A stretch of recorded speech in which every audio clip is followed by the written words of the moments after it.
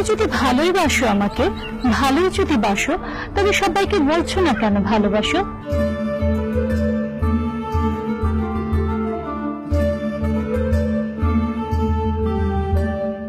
আমার বাবা আমাকে বলেছিল তুমি চলে যেতে পারো, আমরা ওই ছেলের কাছে বিয়ে দিব না। যখন বিয়ে হয় ওই দিন রাত্রেবেলা ওর আম্মু আমার আম্মুকে ফোন দিয়ে জানায় আমার মেয়ের আজকে দুপুরে কাবিন হয়েছে। দুপুরবেলা আমি অফিস থেকে বাসায় আসি ভাত খাওয়ার জন্য, শেষ লোকমাটা আমার ভাতের শেষ অংশটা আছে, ঠিক ওই মুহূর্তে আম্মু বলতেছিল যে ওর বিয়ে হয়ে গেছে গতকালকে। এখন আমি আসলে চিন্তায় পড়ে গেছিলাম যে শেষ লোকমাটা মুখে দিব না ফেলে দিব। আমার মনে আছে 1-1.5 ঘন্টা আমি হাঁটছি, কোনো হুঁশ ছিল না।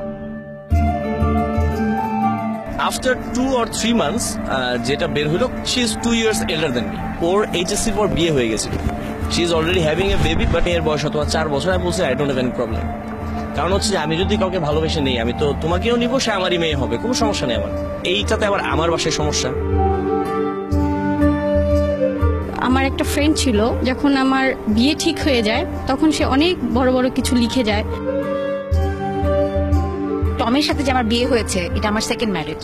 7 বছর একটা অসুস্থ অসম্পূর্ণ সম্পর্কে আমি ছিলাম, মনে হতো বোধহয় এটাই কম্প্রোমাইজ করাই বোধহয় এটাই বোধহয় জীবন। আমি যখন আমার ফ্যামিলিকে এক্সপোজ করলাম যে আমি একটা মেয়েকে পছন্দ করেছি, যখন জানলো যে ভিন্ন ধর্মের মুসলিম, তারা বললেন যে তোমার যদি সেই সাহসটা থাকে তুমি এগিয়ে যাও।